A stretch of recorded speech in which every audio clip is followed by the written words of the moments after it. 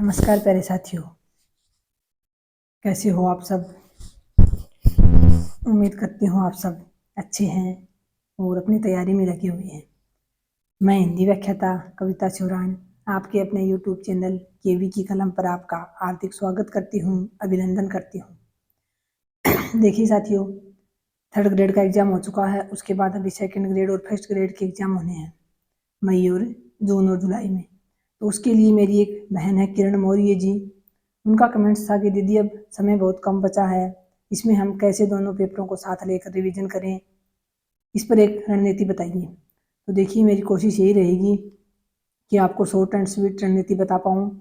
और बाकी तो साथियों सबकी अपनी अपनी जो है परिस्थिति है, अपना अपना समय है, आप कितना समय निकाल पाते हो, किस समय निकाल पाते हो, ये सारी चीज़ें बहुत कुछ आप पर भी निर्भर करती हैं। तो जैसे कि अभी जनवरी तो गया ही मानो, फरवरी, मार्च, अप्रैल और मई 4 महीने आपके पास हैं और मैटर आपके पास बहुत सारा है। तो इन 4 महीनों में साथियों आपको ध्यान ये रखना है कि कम से कम आप 3 बार तो अपनी आँखों से अपने सिलेबस को निकाल पाओ। और 3 बार 4 महीने में 3 बार सिलेबस कोई छोटा नहीं है, आँखों से निकालना यानी रिवीजन करना कोई आसान काम भी नहीं है। लेकिन मैं आपसे ऐसी उम्मीद करती हूँ कि आपके पास जो सामग्री है, यानी जिस भी सामग्री से आप तैयारी कर रहे हैं, भले ही वो नोट्स हो सकते हैं या वो बुक हो सकती है, वो गाइड हो सकती है या फिर आपके ऑफलाइन या ऑनलाइन जो भी आपने कोर्स लिया हो किसी का, उस सर के नोट्स हो सकते हैं, वो कोई भी सामग्री हो सकती है। तो उस सामग्री को आपने कम से कम ही बता रही हूँ साथियों 2 बार तो अब तक पढ़ लिया होगा पूरी को। यानी दोनों हमारा जो फर्स्ट पेपर है और सेकंड पेपर है सब्जेक्ट का, उन दोनों पेपरों की पूरी जो सामग्री है, पूरा जो पाठ्यक्रम है, उसको आपने कम से कम 2 बार बता रहे हूँ साथियों। वरना तो जो साथी लंबे समय से तैयारी कर रहे हैं उन्होंने 3-3, 4-4, 5-5 बार भी पढ़ लिया होगा। लेकिन जो साथी अभी साल भर में 6 महीने में तैयारी करने लगे हैं, उन्होंने भी कम से कम 2 बार तो सिलेबस को अच्छे से कवर कर लिया होगा। 2 बार सिलेबस कवर होने के बाद साथियों अगर ज़्यादा बार हुआ तो भी अच्छी बात है, फिर उसमें इतना जोर नहीं आता है। आपको प्रत्येक बिंदु का, प्रत्येक तथ्य का ध्यान रहता है कि कहाँ क्या महत्वपूर्ण है, कहाँ कुछ थोड़ा कम महत्वपूर्ण है। और ऐसे में आपको अब जो समय है इसमें आपको इस प्रकार से एक अपनी अच्छी सी टाइम टेबल बनाना है कि आप दिन में कितने समय आप निकाल पाते हो।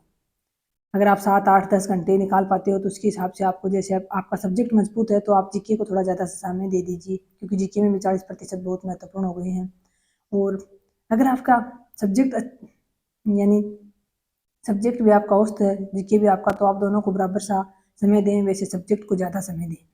उसके बाद आपको जो भी आपका पाठ्यक्रम है आपके पास 2 पेज में, 3 पेज में, उन पाठ्यक्रम के प्रत्येक फर्स्ट बिंदु से लेके आपको रिवीजन करना शुरू करना है।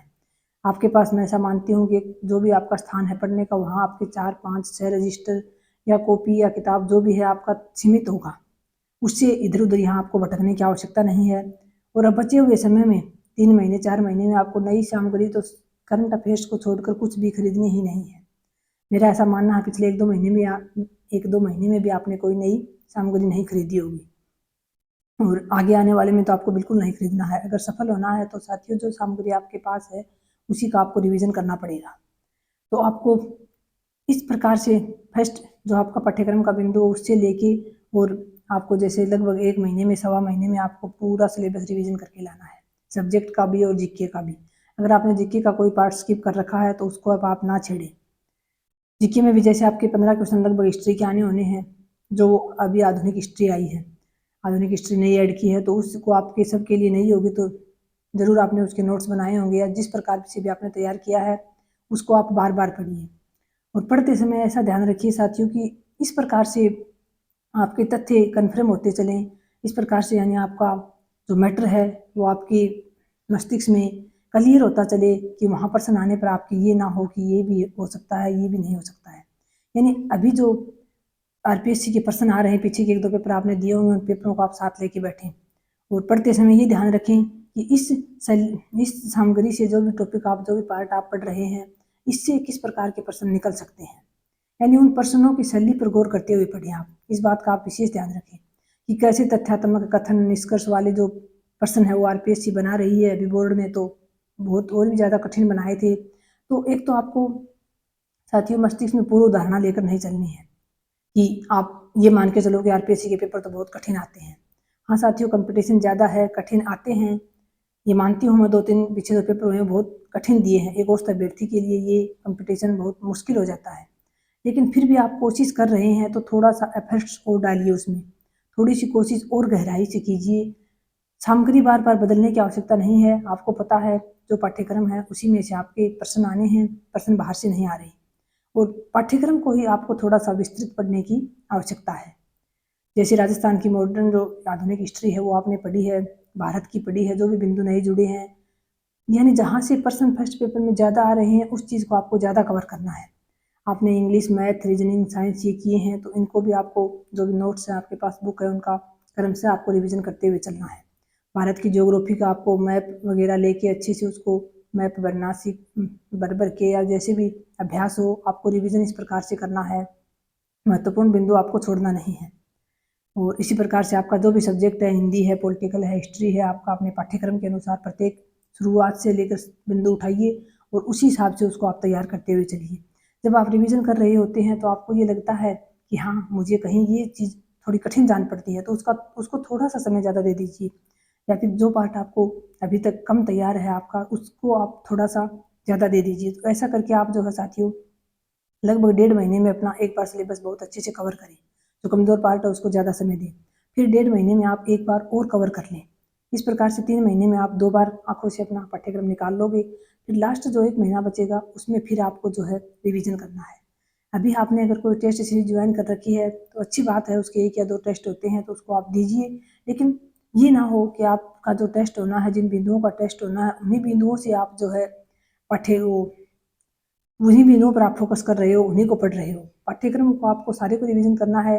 जिन बिंदुओं का आज आपको टेस्ट देना है उनको आपको थोड़ा-सा ज़्यादा पढ़ लेना है। लेकिन ऐसा ना हो कि आप उस के अकॉर्डिंग ही बस उतना ही मैटर पढ़ें। मैटर आपको ज़्यादा से ज़्यादा पढ़ना है। कोशिश आपको यही करनी है कि जितना ज़्यादा उसकी आप उसका रिवीजन करिए। 3 महीने में 2 बार, लास्ट के 1 महीने में फिर आपको अपना पूरा सिलेबस मोटा-मोटा आँखों से निकालना है। टेस्ट सीरीज़ ज्वाइन नहीं कर रखी है तो कोई वो भी नहीं है कि आप टेस्ट सीरीज ज्वाइन करोगे तभी सफल हो पाओगे। आप जो है कोई बुक ले आइए, जो आप टॉपिक पढ़े हैं उससे उनको आप करके देख लीजिए। जैसे कि जो भी टॉपिक आपने पढ़ा उसके आप ऑब्जेक्टिव निकाल के देख लीजिए। व्याकरण है उसमें आप ज़्यादा से ज़्यादा क्वेश्चन जो है वो आँखों से निकालिए, उनका उत्तर जो है वो आप देखिए। नियम तो आपको याद ही होंगे, तो जितना ज़्यादा आप प्रश्नों को देखोगे उतना ज़्यादा आपके जो है टॉपिक आपका क्लियर होगा व्याकरण का। तो व्याकरण का टॉपिक कर रहे हो तो पहले व्याकरण के टॉपिक को, नियमों का रिवीजन कर लो, फिर उसके प्रश्न निकालो। यानी आपको साथियों, समय आपको पता है आपके पास 8 घंटे है, 10 घंटे है, जितना भी समय है, लेकिन उसके अनुसार आपको अब कोशिश ये करनी है कि एक तो नई सामग्री से बचना है, जो सबसे महत्वपूर्ण है। जैसे कि अभी कोई गुटका आएगा, कोई छोटा मतलब छोटी बुक आएगी, कोई सारांश आएगा, कोई किसी प्रकार की आपको बहुत अधिक बुक देखने को मिलेंगी अब नई-नई मार्केट में। बचे हुए 2 महीने में रिवीजन के लिए, 3 महीने में रिवीजन के लिए, इन सब से आपको बच के रहना है साथियों। हालाँकि पुस्तक लिखने वाला अपनी पूरी कोशिश करता है कि मैं उसमें सब कुछ समाहित कर दूँ, लेकिन ऐसा संभव नहीं होता है साथियों। अगर ऐसा संभव होता तो फिर ये मोटी-मोटी जो प्रामाणिक मूल बुक पुस्तकें हैं, इनकी क्या आवश्यकता होती। तो आपको अब जो सोशल मीडिया का भ्रमात्मक जो जाल है, इसमें आपको फंसने की बजाय आपको अपना रिवीजन, अपनी जो सामग्री अभी तक आपने पढ़ी है उसी पाठ्यक्रम से आपको अपना रिवीजन करना है। और पूर्व धारणा बनाकर नहीं चलना है कि आरपीएससी के पेपर हमेशा ही कठिन आते हैं या कठिन आएगा। मस्तिष्क को शांत रख के और जो आजकल प्रश्न आ रहे हैं उसके अकॉर्डिंग अपने जो कोशिश है, आप जो पढ़ाई कर रहे हैं उसके अकॉर्डिंग प्रश्न निकालने की कोशिश कीजिए। उन प्रश्नों की शैली पर विशेष ध्यान दें, तथ्यों को थोड़ा गहराई से पढ़ें। खासतौर से जीके के लिए, जैसे आप राजस्थान बोर्ड की बुकें हैं 9th 10th की, हमारा राजस्थान नाम से चलती हैं 6ठी से 8वीं तक, इन बुकों का आप थोड़ा गहनता से अध्ययन कर लें। जैसे राजस्थान के जो बिंदु हैं कला संस्कृति के, या फिर जो भी आपके राजस्थान की हिस्ट्री है, तो उन पुस्तकों को थोड़ा-सा आप गहराई से देखें, क्योंकि ज़्यादातर जो मूल पुस्तकें मानी जाती हैं स्कूलों में पढ़ रही हैं, और वही वही हमें बाद में पढ़ानी भी हैं। तो उन पुस्तकों का जो आप विशेष ध्यान रखें। तो साथियों, ये थोड़ी-सी बातें थी जो मैंने अपनी तरफ से बता दी। मैंने तो साथियों, मेरे पास तो सीमित सी सामग्री थी थोड़ी-सी, और उसी का मैंने लास्ट में बार-बार रिवीजन किया था। आपको भी आपकी सामग्री अब सीमित रखनी है, नई सिर्फ़ करंट को छोड़ के। करंट की बुक नहीं ले आएँ आप, वीडियो सुन लें करंट किराना क्लासेज से, या जो भी आप सुनते हैं, लेकिन और कोई सामग्री आप नई ना खरीदें। जो आपके पास है उसी का आप बार-बार रिवीजन करें। उम्मीद करती हूँ कि आपके लिए ये वीडियो थोड़ा बहुत तो ज़रूर आपके सहायक होगा आपकी तैयारी में। तो किरण जी के अनुरोध पे मैंने ये वीडियो बनाया। आप इस प्रकार से थोड़ा-सा एकदम जागरूक होके और इन 3-4 महीने में साथियों जी जान लगा दीजिए। बाकी तो देखिए लास्ट में तो हमें नहीं पता होता क्या होना होता है क्या नहीं, लेकिन हमारी तरफ से जो प्रयत्न है, जो सही दिशा में हम बढ़ रहे हैं, उसमें प्रयत्न में कोई कमी नहीं रहनी चाहिए, बस कोशिश यही करें। तो कुछ दिनों के लिए अपने को झोंक दीजिए साथियों। हो सकता है 2026 आपके लिए बहुत शानदार निकले, यादगार वर्ष हो, आपकी ज़िंदगी का सबसे महत्वपूर्ण वर्ष हो। तो इसके लिए आप अभी 3-4 महीने दुनियादारी से थोड़े अलग हट जाएँ, एकांत में चले जाएँ और अपने आप को जो सोशल मीडिया है इस दायरे से और बाकी भी घर परिवार रिश्ते नातों से थोड़ा सा दूर करके और कुछ दिनों के लिए एकांत में जी जान से जुट जाएं। निश्चित रूप से आपको सफलता मिलेगी। बहुत बहुत आभार। नमस्कार। जय श्री राम।